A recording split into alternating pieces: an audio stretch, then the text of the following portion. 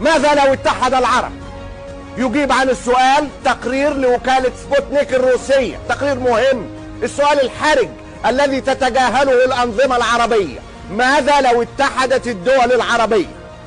النتيجة 5 تريليون و990 مليار دولار إجمالي الناتج القومي المحلي. المرتبة الرابعة، ده بيخليها في المرتبة الرابعة بعد الولايات المتحدة والصين والاتحاد الأوروبي. المساحة الإجمالية للمنطقة هتكون 13 مليون و500 ألف كيلو متر مربع، وبكده بتحتل المرتبة الثانية بعد روسيا الاتحادية. عدد السكان هيبقى 385 مليون نسمة، وده بيخلينا في المرتبة الثالثة بعد الصين والهند.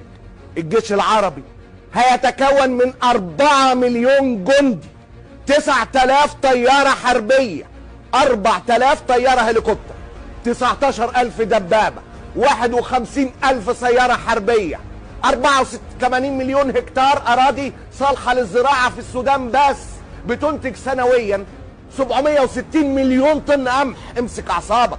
370 مليون راس من البقر، تقريبا بقرة لكل مواطن. 410 مليون راس خرفان، 850 مليون دجاج. تغطية 8% بس من الصحراء الليبية بخلايا شمسية بيكفي الانتاج 20 مليون ساعة جيجا وات، وده بيكفي لاحتياج كامل الكرة الارضية من الكهرباء. 24 مليون برميل يوميا انتاج اتحاد الدول العربية من النفط، وده يعادل 32% من اجمالي الانتاج العالمي.